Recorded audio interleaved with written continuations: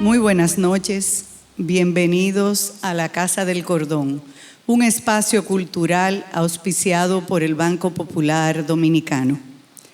Saludamos la presencia de cada uno de ustedes, amigos, en este conversatorio de hoy para dialogar sobre la cultura indígena, su relación con la naturaleza y sus modos de vida, muchos aún vigentes en el presente.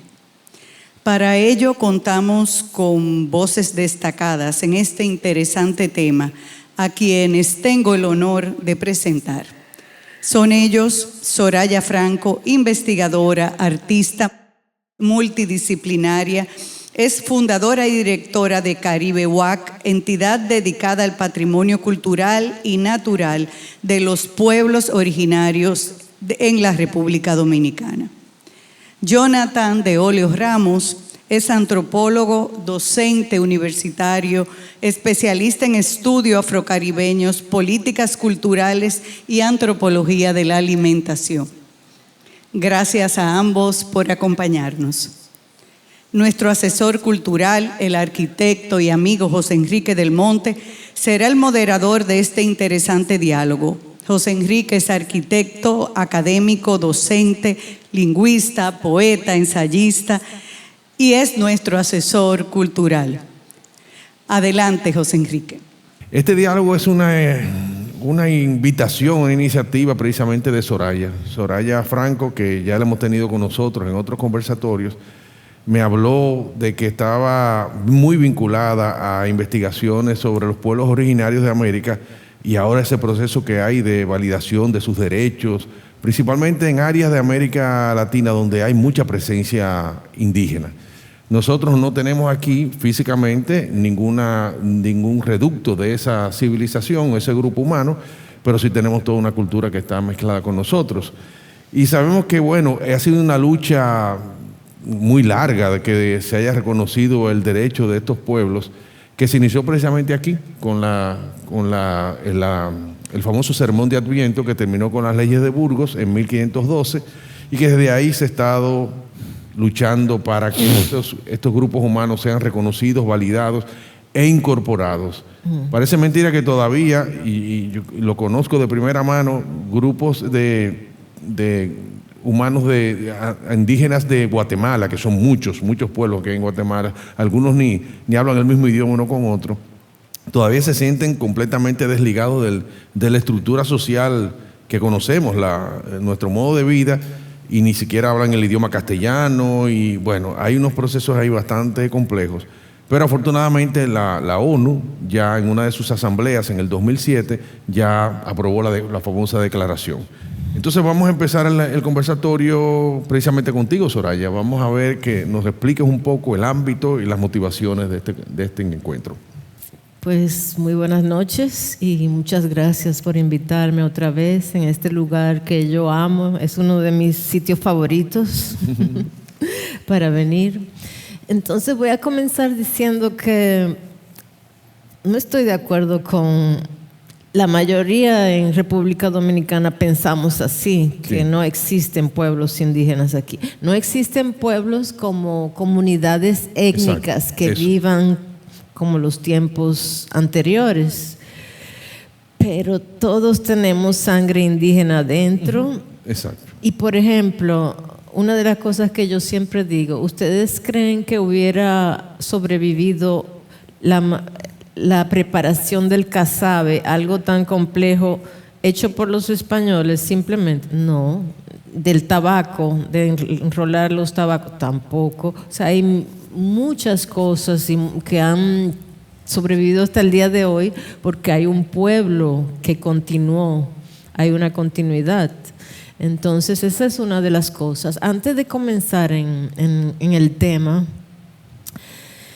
me gustaría hablarle de la experiencia que tuve hace poco, porque fui invitada, seleccionada por el Fondo Voluntario de Contribuciones de las Naciones Unidas para los Pueblos Indígenas, y Caribe UAC, nuestra fundación, fue seleccionada como representante embajador del pueblo arahuaco caribe taíno de República Dominicana. Entonces para mí eso fue una honra por la primera vez participar en esa reunión, que es el Fórum Permanente de los Pueblos Indígenas Mundial, y donde cada pueblo lleva sus preocupaciones, sus avances, sus retrocesos con sus países, con sus pueblos, sus comunidades.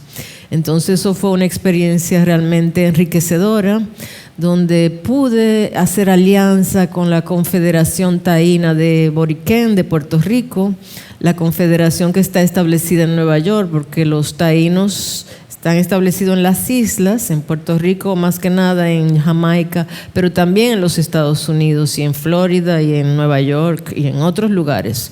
Pero pudimos hacer esa alianza con la Confederación Taína, el cacique Múcaro y la cacique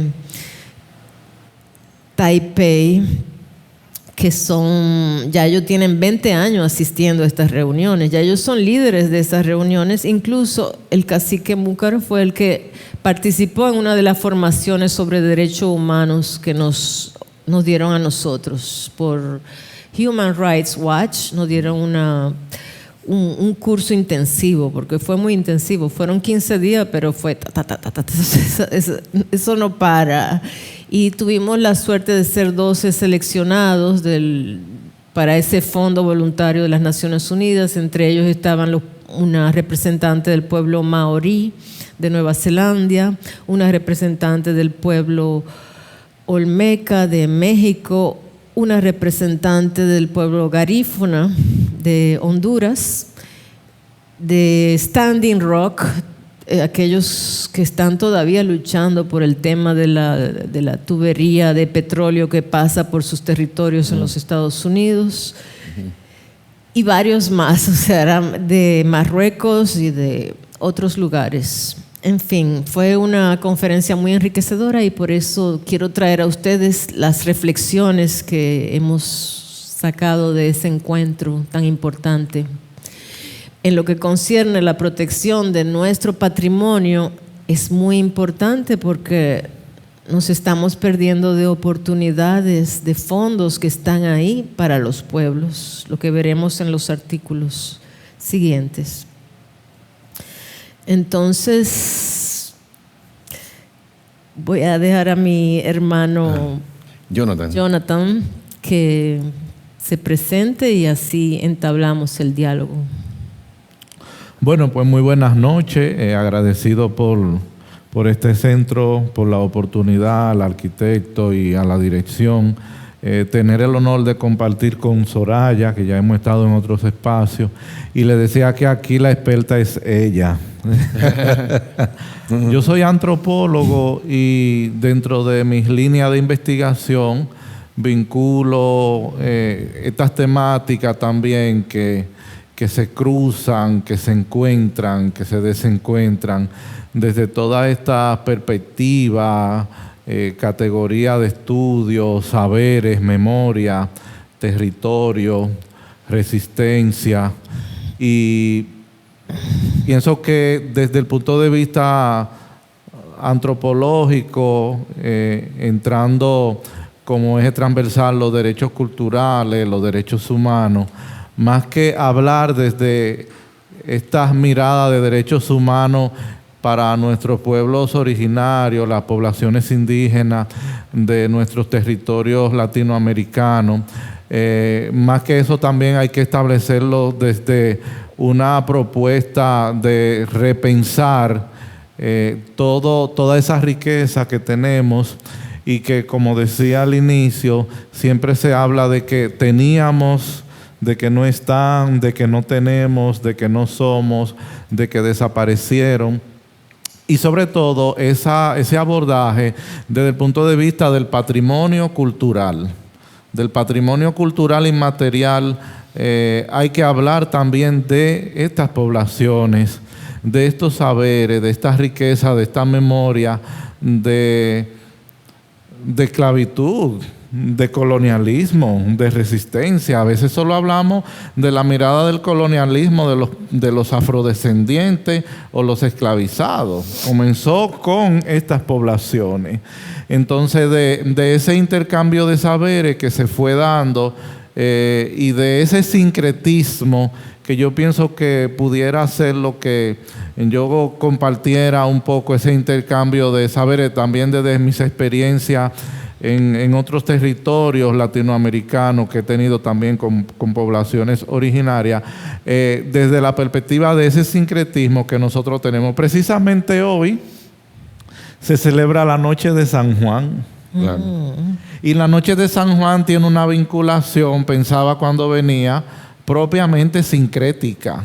Y ahí entran elementos vinculados a esa cultura nuestra, originaria, indígena, taína, en otros territorios desde otras categorías o perspectivas, porque se adecúa a propiamente esas culturas.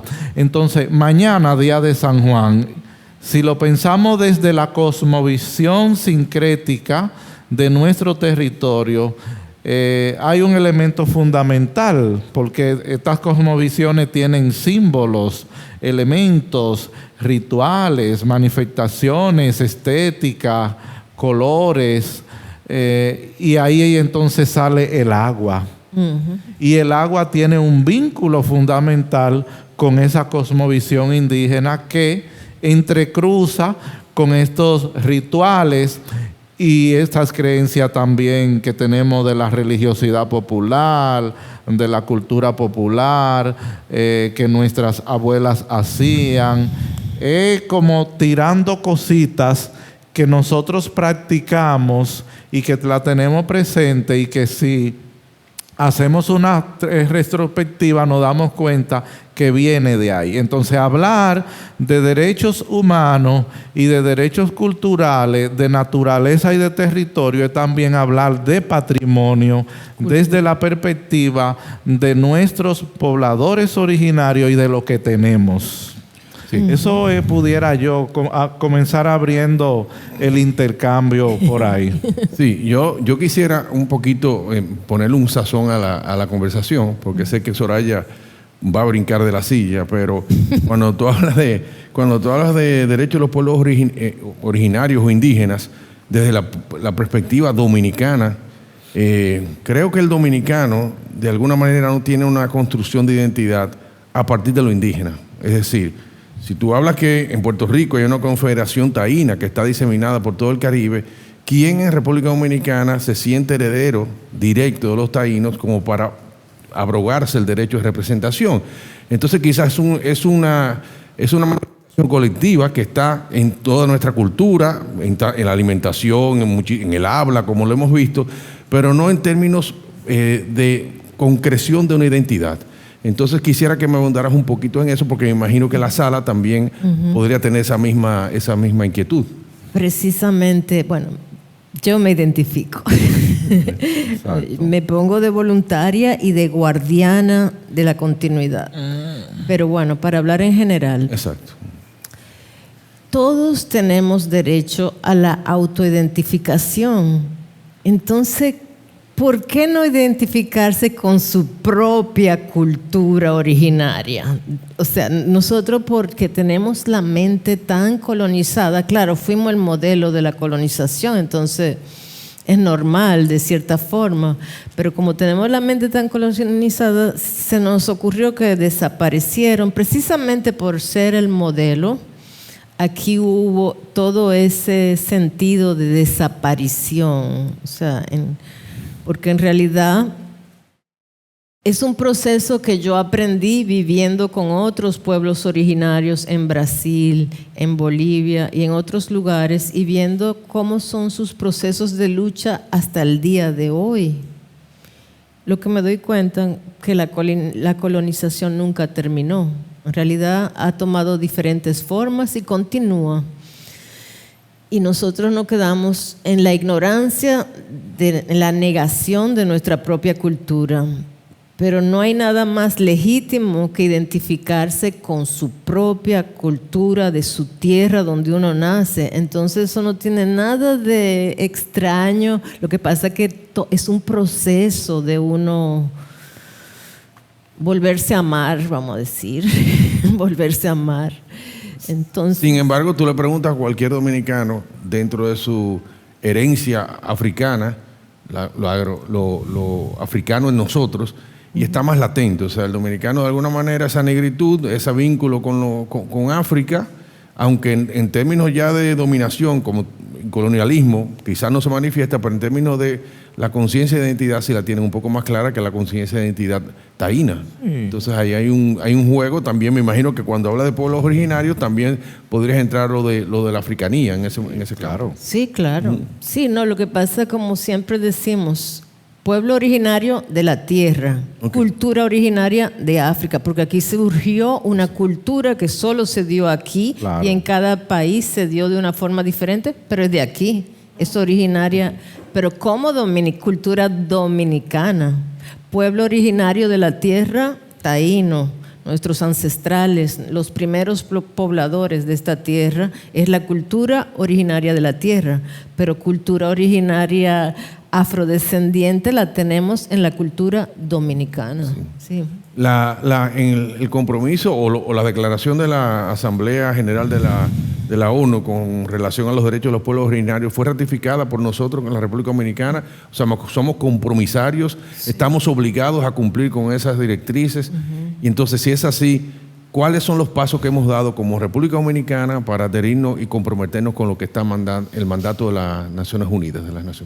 Este es el tema de las ratificaciones de todos esos tratados que nosotros firmamos para apoyar un proceso que está yendo con todas las naciones, pero en la práctica no hay mucha implementación, porque vemos que en la Constitución Dominicana, que es muy antigua, en ese sentido, en el sentido del patrimonio cultural, tú eres el experto. Bueno, perdón, entraste con el patrimonio y nada más y nada menos, la ley del patrimonio cultural dominicano es del 68. Sí, es lo que digo, es antigua en relación que se puede haber reformas más importantes que se han hecho respecto a la evolución y a todo lo que ha ocurrido con todos los pueblos. Una de las cosas que yo aprendí ahora en las Naciones Unidas es que yo fui diplomática por 12 años y yo no sabía que uno puede hacer reclamaciones como pueblo, como persona.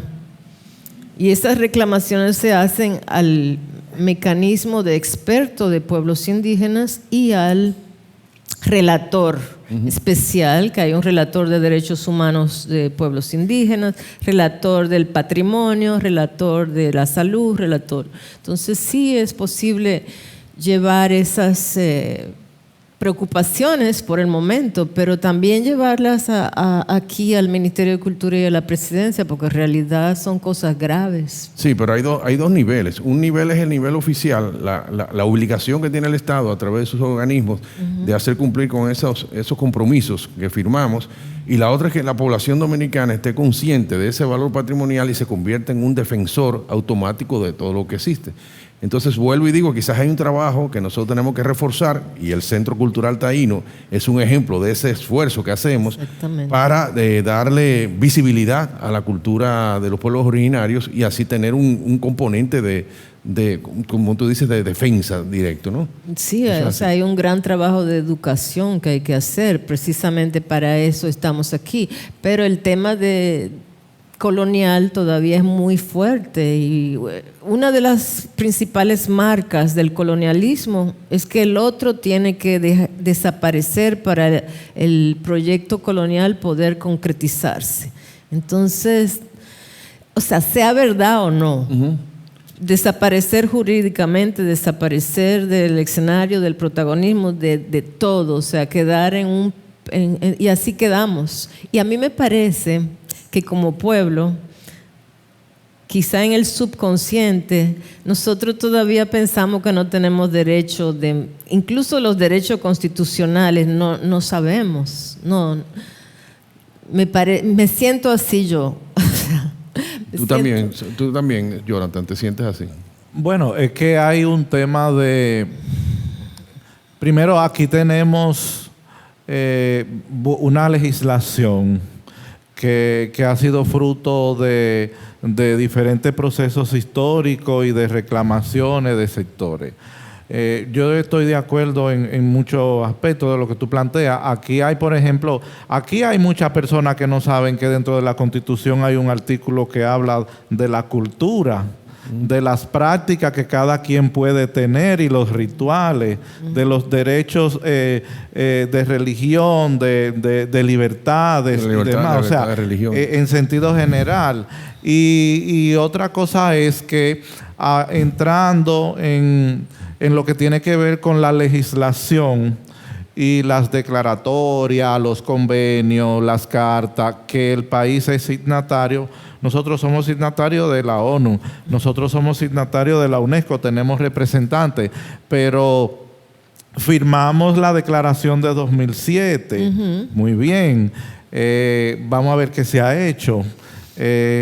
Nosotros somos signatarios de uno de los mecanismos más importantes que tiene el sistema de Naciones Unidas en materia de cultura y la UNESCO propiamente, que es la Convención para la Salvaguardia del Patrimonio Cultural Inmaterial del 2003, que como país la ratificamos en el 2006. Y ahí entra todo el tema de la puesta en valor, la preservación, la salvaguardia, la difusión, etcétera, de ese patrimonio que, reitero, que no pensamos generalmente en estas temáticas cuando hablamos de patrimonio, sino de otros patrimonios. Pero este también hay que entrarlo porque forma parte. Y esa convención es extremadamente clara, incluso obliga a los estados a readecuar desde el punto de vista de la legislación su política. Por ejemplo, aquí no teníamos un viceministerio de patrimonio cultural, ya lo tenemos, ahí lo establece. Esa convención manda, y así mismo dice, a que se creen programas de formación en la academia, en los centros escolares, porque esto tiene que entrar por ahí. Esto tiene que entrar por ahí. Eso es fundamental. Y perdón, para que no se me olvide, yo pienso que también, y de eso yo soy muy crítico, yo tengo una maestría en patrimonio cultural que hice en México y a veces digo, aquí ha habido mucho problema también porque se nos ha enseñado a la gente que estamos ligados a la cultura y al patrimonio que todos los aspectos de nuestros patrimonios y de nuestra cosmovisión y de nuestros rituales tenemos fundamentalmente que verlo como folclórico. Y el folclore es una cosa, y las ritualidades y la práctica y las cosmovisiones y todo este mecanismo es otra, que tiene otra categoría. Entonces se termina folclorizando tanto que se pierde la perspectiva y se convierte en festivalización y entonces ahí cambia todo esto. Y esos son los resultados que estamos mirando ahora. Sí, pero sin embargo la misma UNESCO alerta sobre eso. O claro. sea, cuando declara un bien cultural inmaterial, inmediatamente crea todo un mecanismo para que eso no suceda y entonces a veces en la práctica no se desvirtúa. Nos ha pasado a nosotros es a los estados. Lo que hemos declarado patrimonio, que hemos visto cómo se ha ido cambiando, modificando, con unos intereses diferentes. Las declaratorias de patrimonio, y hay que decirlo con toda la responsabilidad, lo que le crea es problema a los territorios declarados, a los portadores de tradición, a la gente que son los hacedores, porque entonces se ven, ahí entra todo el proceso de económico, la turistificación, la tergiversación de esos espacios patrimoniales, la falta de apoyo. Al final no reciben el tirijala de quien crea las políticas públicas para ver quién coordina, quién dirige cosas, quién forma.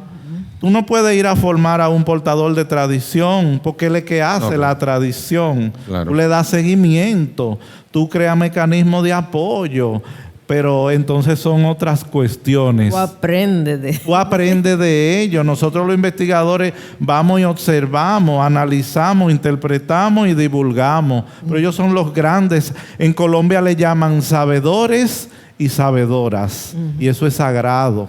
Sí, pero el hecho de que la UNESCO te visualice un bien cultural inmaterial y trate de protegerlo y señale eso, es un paso de avance, un paso importante. De ahí las consecuencias, ahí cada estado debe entonces establecer los mecanismos de precisamente protegerlo para que no se distorsione, no se cambie, e introducirlo en la parte educativa, porque de lo contrario no va a haber nunca. Pero ahí es que estamos cortos nosotros, porque Exacto. se declara el bien, como se declaró los cocolos, los guloyas, el mata a los indios, El casabe, la el cofradía, merengue, todo, pero la bachata. ya, eso es todo.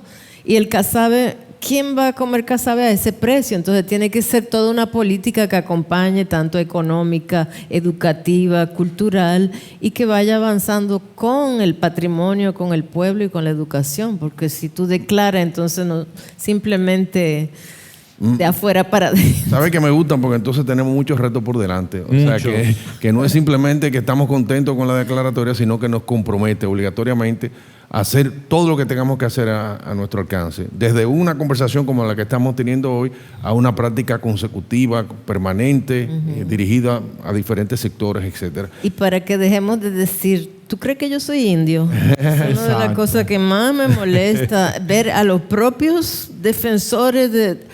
Porque una frase tan de aquí, Sí. que todo el mundo la repite y eso es realmente denigrante. Me interesa un poquito que me amplíes los términos derechos originarios y derechos universales. ¿Qué abarca uno y qué abarca el otro para los pueblos indígenas en la actualidad? Eso está en la declaración de la Asamblea, ¿no?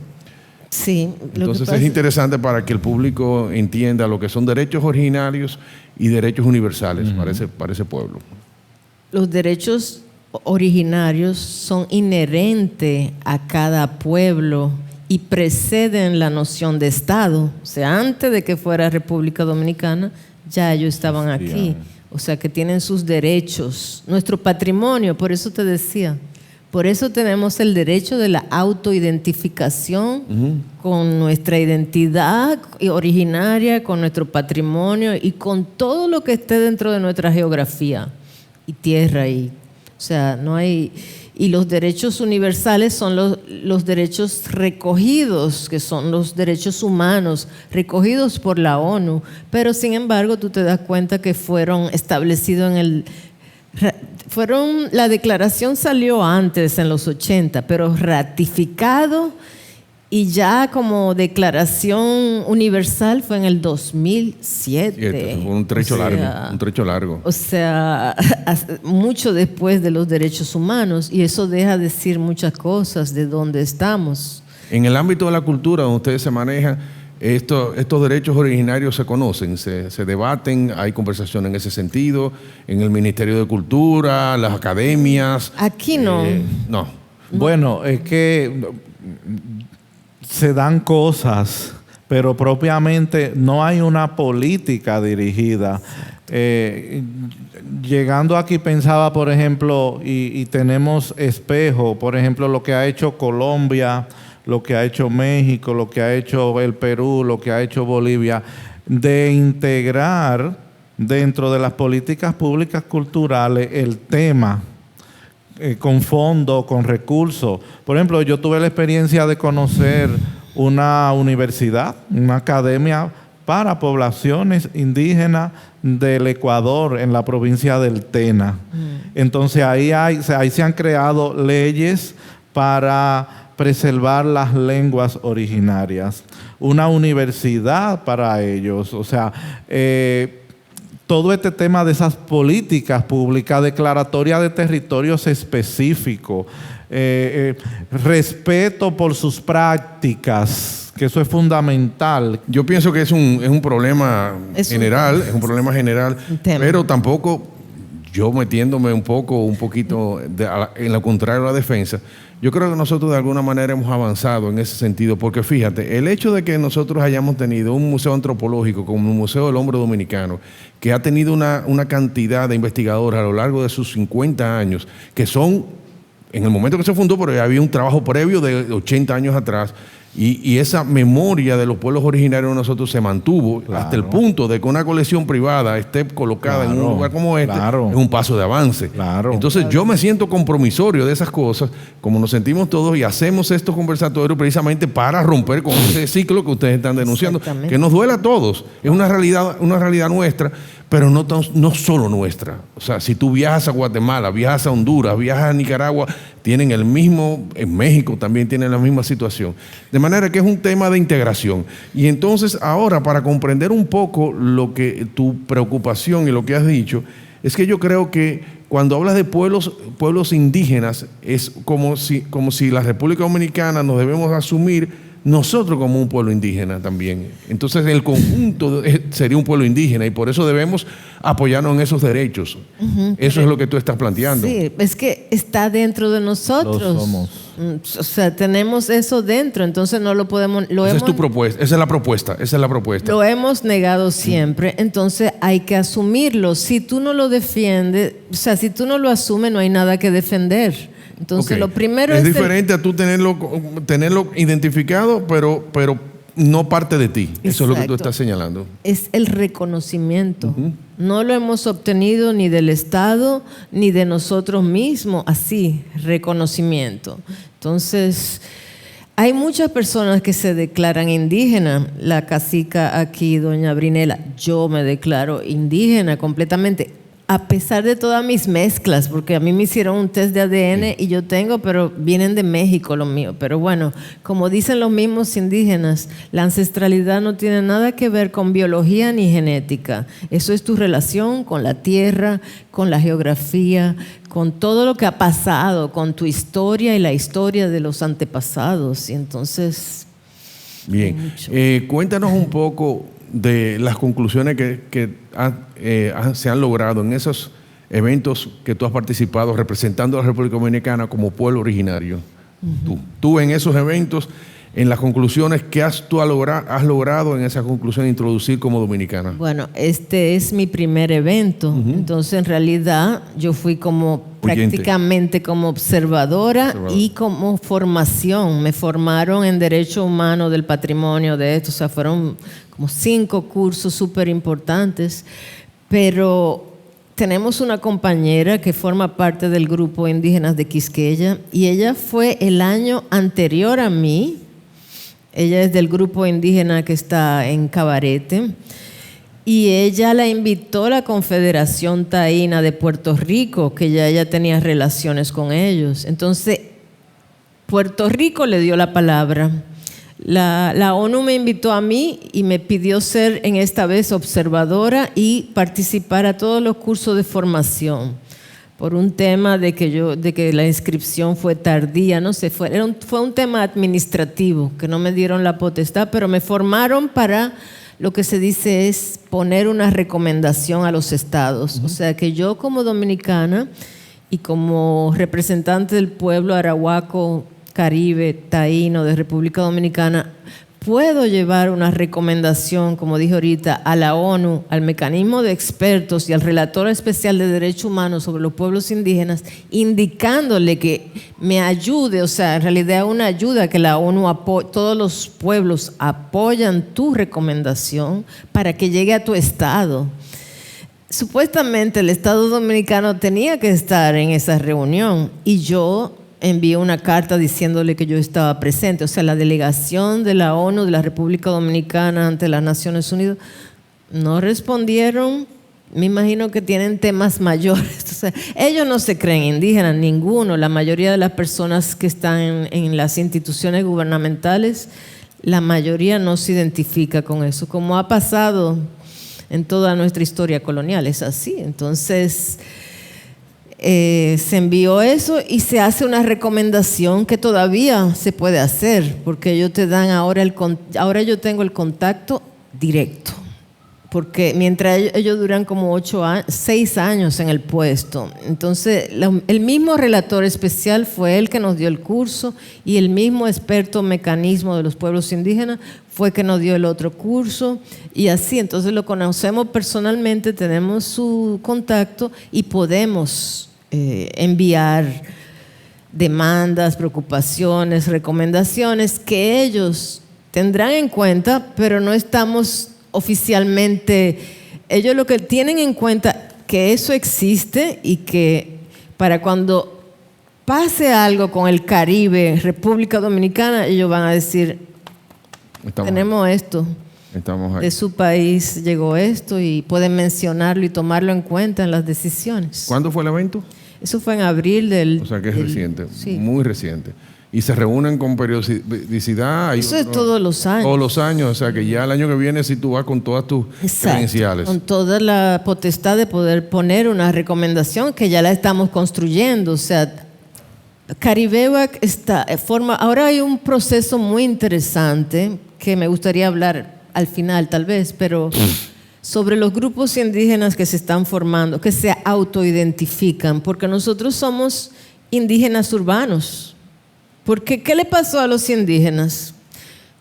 Mujeres se amancebaron, los hombres estuvieron en la resistencia, pero al final los indígenas se convirtieron en campesinos sin tierras.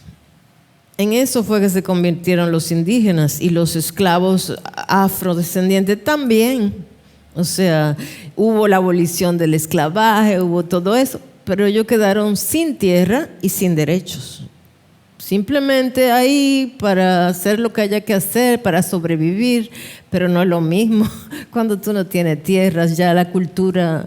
Sí, recuérdate que en 1533, en las capitulaciones con Enriquillo, se le dio tierra y se le dio una localidad establecida con todos sus derechos. O sea que una de las cosas que sí tenemos en la historia nuestra colonial es que siempre decimos que se impuso, que desapareció, pero hubo momentos específicos que marcaron la historia de defensa desde esta isla. No sé si se repitió en Puerto Rico, si se repitió en Cuba, pero aquí sí hubo momentos importantes. Sí. Entonces, Enriquillo representa precisamente esa reivindicación en vida. Esa resistencia. Esa resistencia en vida que tuvo sus frutos. Pero al mismo tiempo estaban las bulas papales del siglo XV que decían que no teníamos ningún derecho, que